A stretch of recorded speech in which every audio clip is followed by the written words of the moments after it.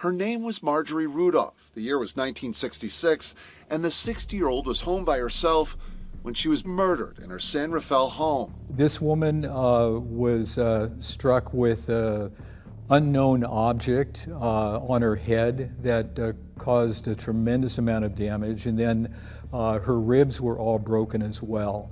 It was a brutal homicide. On the afternoon of February 1st, 1966, a man sat in the living room of a house on Carroll Court in Terra Linda, California, and smoked 3 Salem cigarettes. The 60-year-old woman who lived there sat with him. Her husband was in a hospital bed at Marin General, recovering from a heart attack. By the time the man finished his last cigarette, the woman was dead. He left the 3 filters in the ashtray and walked out the unlocked front door. In 1966, no lab in the world could pull a name from saliva on a filter. The 3 Salems went into an evidence bag and sat in a San Rafael police locker for the next 60 years. Detectives already had a name. They could not prove it. His name was on those filters the entire time. Her name was Marjorie Rudolph. She was 60 years old. She and her husband Leroy had lived in Marin County for years and had a daughter. Their house was on Carroll Court, a quiet cul-de-sac in the Terra Linda neighborhood of San Rafael. On the morning of February 1st, 1966, Leroy Rudolph was not at home. He was a few miles down the road at Marin General Hospital, in a recovery bed after a heart attack and hernia surgery. Marjorie was alone in the house on Carroll Court for the day. San Rafael in 1966 was a town of about 20,000 people on the north side of the bay, connected to San Francisco across the Richmond-San Rafael Bridge. Terra Linda sat in the rolling foothills at the northern edge of the city, a post-war subdivision of single-story homes on quiet cul-de-sacs. Leroy Rudolph was a senior vice president at Bank of America and one of the most prominent bankers in Marin County. At some point that afternoon, someone came to the door, and Marjorie let him in. The 2 of them sat down in the living room. The man smoked 3 Salem cigarettes and dropped each butt in the ashtray on the table beside Marjorie's chair. Salems were a menthol brand that nobody in the household smoked. What happened next was not quick. The medical examiner counted 11 separate blows to Marjorie's head, 9 on the top and back, 1 to her right eye, 1 to her right forehead. Her skull was fractured in 4 places. 17 of her ribs were broken, and her breastbone was crushed. Investigators at the time described the weapon as heavy, but sharp. It was never recovered. Whoever did it had taken it with him when he walked out. After the beating, the man dragged Marjorie's body out of the living room, down a hallway and into the bathroom. He placed her in the bathtub and turned on the water, then shut it off before the tub filled all the way. Then he walked out the same door he had come in through. Police responded to the house that night and found Marjorie in the partly filled tub. They saw the 3 Salems in the ashtray. There were no signs of forced entry anywhere in the home. The scene at Carroll Court told detectives 2 things on the first night. Whoever had killed Marjorie had known the house, and the violence had been personal. The way Marjorie had been killed made it obvious from the first hours. This was not a stranger who had wandered in, and it was not a robbery that had gone wrong. Officers processed the house from one end to the other. They photographed every space and cataloged every item. The 3 Salem cigarettes were lifted out of the ashtray exactly as the killer had left them, then sealed into evidence. Investigators logged them and kept them. Detectives interviewed neighbors within hours. In a community as small and connected as Marin in the 1960s, the killing of a banker's wife inside her own home shook the entire city. Officers went door to door on Carroll Court and the surrounding streets, asking whether anyone had seen an unfamiliar car parked on the cul-de-sac, a stranger walking through the neighborhood, or anything out of the ordinary during the day. The Rudolphs were visible enough that people knew which cars belonged on the street and which didn't. Nobody had seen anything that helped narrow the search. The case landed on the front page of the Marin Independent Journal and the Press Democrat within a day. With no break-in and no apparent motive, the department faced pressure from the first morning. The investigation worked outward from the household itself. Officers spoke with family members, friends, Leroy's colleagues at the bank, tradespeople who had been to the home, and anyone with a reason to visit or a key to the door. They built a list and worked through it, name by name. Detectives kept coming back to the chair where Marjorie had last been sitting. She had opened the front door and let the man in. She had walked him into her own living room and sat down with him in the chair beside the table. Whatever had happened next had started there, with 3 Salems in the ashtray between them. One name on that list rose to the top in the first week, a man who knew the Rudolphs personally and had family history with them through the bank. Something had happened between the 2 families in the months before the murder. By the time Marjorie was killed, his name was already on the page detectives kept turning back to. Investigators also looked closely at Leroy himself. When a murder happens in a married couple's home, the spouse is examined first. Leroy's whereabouts were not in question. He had been in his hospital bed the entire day, and the medical staff accounted for every hour. The department cleared him within days. He cooperated from the start and gave them everything they asked for. What investigators needed from Leroy beyond his alibi was context, the people in his life with grievances, with unfinished disputes, or with reason to be in the house when his wife was alone. The focus kept returning to the man from the bank. When officers went looking for him, he was gone. He had left town the day after the murder, driven east out of the Bay Area, and put 200 miles between himself and Carroll Court before the door-to-door canvass of the neighborhood was finished. 8 days after the killing on Carroll Court, the man police wanted to question killed himself. He left no note and no confession. Nothing he had with him tied him to the woman beaten to death in her own living room. Whatever he could have told detectives about that afternoon died with him. Detectives kept the case active and the years began to pass. In 1966, proof of a homicide meant fingerprints inside the house, an eyewitness who could put the suspect at the scene, or a confession. Detectives had none of those. The Salems went back into evidence, and officers could not name a dead man as the killer on suspicion alone. Inside a small San Rafael police department, the Rudolph case was one of the most violent crimes in the city's history. New officers inherited it, read through the case reports, studied the black and white crime scene photographs, and arrived at the question every prior detective had faced. Was there anything left that could be done with what they had? For 30 years, the answer was no. Marjorie's daughter grew up and went on to build her own life. She had been young when Marjorie was killed, and what had happened in that house had shaped every year of her adulthood that came after. She knew the broad facts of February of 1966, including the name detectives had centered on. Over the decades, she watched investigators come and go from the case file, each one reaching the same wall. No charge sheet ever listed that name, and no verdict ever attached to it. What nobody could give her was certainty. Each new detective faced the same set of dead ends. A suspect who could not be questioned, evidence in sealed bags, and no science on the horizon that might change either. By the late 1980s, anyone who had worked the case in 1966 was either retired or gone. And the officers on the streets of San Rafael had not been alive when Marjorie was killed. In the 1990s, DNA testing came into general use in American law enforcement. For the first time, biological material left at a crime scene could be matched to a specific person with high certainty. But the technology only worked if the person who had left the material was alive and had been arrested for something serious afterward. The man detectives had suspected of killing Marjorie had been dead since February of 1966, 3 decades before any agency in the country started collecting DNA. The cigarettes stayed sealed in storage. Nobody threw them away. Nobody consolidated the locker and discarded old materials to clear shelf space. Over 6 decades, any number of routine decisions could have put them in a dumpster. None of them did. The San Rafael police kept every item collected from the Rudolph home in 1966, including the 3 filters that carried the killer's saliva. In 2008, a retired investigator named Harry Barbier pulled the Rudolph file out of storage and took another look at the evidence.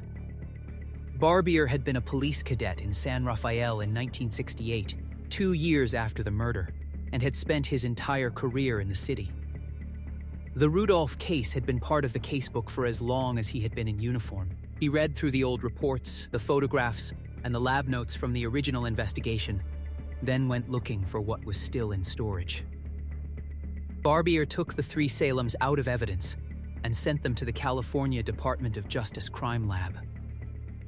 42 years after they had been collected, the filters had been preserved well enough for analysts to pull a male DNA profile. For the first time, investigators had a biological identity for the man who had been inside the Rudolph house on the afternoon of February 1st, 1966. Analysts ran the profile through the FBI, his national database, which compares crime scene evidence against the records of people convicted of serious crimes and forced to give a DNA sample. Nothing came back. Barbier turned to the people who could most likely close the gap: the suspect's surviving relatives. If a relative was willing to provide a DNA sample, the lab could compare it to the profile from 1966 and confirm a familial link. In 2010, Barbier reached out to one such relative and asked. The relative said no. The case stalled. Without a reference sample to compare to, the profile was a string of data with no name attached to it. The relative's refusal meant that the gap that had held since 1966 was still there. 44 years had passed. The technology had finally caught up. The person who could supply the missing piece had not. Barbier put the case papers back into the cabinet. He stayed retired but kept volunteering on cold cases around the county. The Rudolph file sat where he had put it back for the next 13 years. 13 years of one person's no, while Marjorie's daughter kept waiting for the science to find a way around it. In 2023, Barbier picked it up again and reached back out to the relative. This time, the relative agreed. In October of 2024, a grant from a nonprofit called Season of Justice came through and paid for the next round of testing. With the funding secured, Barbier and another retired investigator named Kevin McDougald partnered with the Sacramento County District Attorney's Office and sent the original 1966 cigarettes to a private forensic laboratory in Texas called Othram. The lab had built its reputation on pulling DNA from material that other facilities had given up on: old bones, weathered fabric, decades-old biological traces left on objects that had been handled once and stored. The Salems from the Rudolph house were close to ideal evidence for the pipeline at Othram, and the residue on the filters was still intact enough for the scientists to build a full genetic profile. The profile Othram built was different from the one the California Department of Justice had developed in 2008. It was deeper and more detailed, designed not for a database hit but for genealogical comparison. Lab analysts used a process called forensic-grade genome sequencing to pull hundreds of thousands of data points from the filters. The technique was built for evidence too degraded for standard testing. It read across many short DNA segments rather than a few long ones, then assembled them into a profile. That profile could be uploaded to public ancestry databases and compared against the genetic information of millions of ordinary people who had sent in their saliva to learn about their family history. This was forensic work that could not have been imagined in 1966 and barely existed in 2008. Each filter held more information about the man who had smoked it than any fingerprint, but only if there was a science capable of reading it. A search of those databases produced matches. Distant relatives of the unknown man surfaced through partial DNA, overlap with profiles in the system. From there, forensic genealogists worked the family tree, building outward and narrowing inward through public records, census data, marriage and death certificates, and obituaries, one generation at a time, until the candidate pool came down to a single person. Othram passed the result back to Barbier and McDougald. The investigators contacted the surviving relative who had agreed to cooperate. They collected the relative's DNA sample and sent it in. The lab ran a comparison called kin-snip rapid relationship testing, designed to confirm a familial link between a reference sample and an unknown profile. It matched the profile from the cigarettes. There was no question about the familial link. The man who had smoked 3 Salems in Marjorie Rudolph's living room on February 1st, 1966, had a name. His name was Laurel James Switzer. Switzer had been 42 years old in February of 1966. A former police officer. A military veteran. The badge had come off at some point before he walked into Marjorie's living room, but he had carried one for years. He had spent his career in law enforcement, working in crime scene processing and evidence handling. His training had also covered the standard procedure for building a homicide case against a suspect. What gets collected? What gets disputed? Where investigations fall apart. Of every name on the original suspect list, his was the one with the most direct background in how a murder investigation runs and what an investigator can pull from a scene. It showed in what was missing from the house on Carroll Court. The weapon was gone, taken out the front door with him. None of the prints lifted from the rooms pointed anywhere but the family. The fibers and traces led nowhere. The only thing he left behind that mattered was an ashtray with 3 filters in it. In 1966, that kind of evidence was not what closed a homicide case.